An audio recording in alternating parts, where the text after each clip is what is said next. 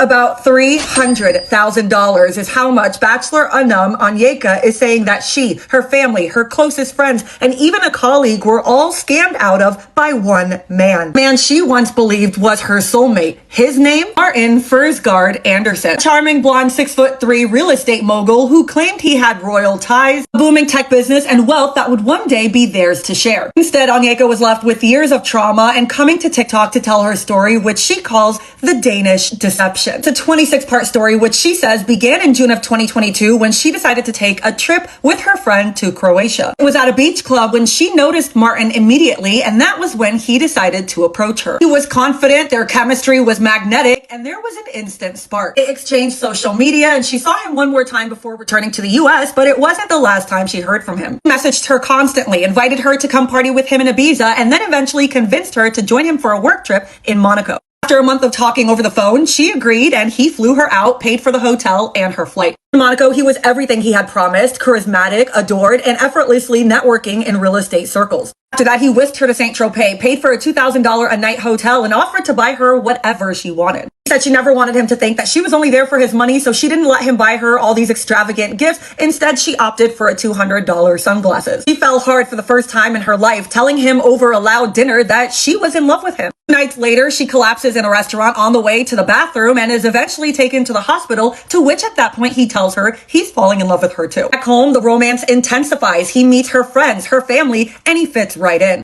He flies to see her often, and then money requests begin. There are so many details to this story, but at some point he convinces her that he's buying properties. His money is tied up, that the IRS has a hold on not only his personal, but his business account. He lent him $6,000, then more and more. All while planning a life together in the US, they get married, he's applying for a visa, and eventually gets a green card. At this point, the cracks are forming. She's visiting his family in Denmark, and things aren't matching what he's telling her. After getting married, she finds out from his friend that he has a severe gambling addiction, one that he's been battling for over a decade. She later finds out that he had borrowed $200,000 from her friend's husband that he hadn't paid back. Relationship is going up and down. He convinces her that that's in the past, and later she finds out that he has been borrowing money from a lot of people in her life. Tens of thousands of dollars from one person to another, $3,000 from her little sister. Every loan came with its own set of lies. Every time she would confront him, there were so many excuses until one day he had no excuse left to give, and so he asked for a divorce.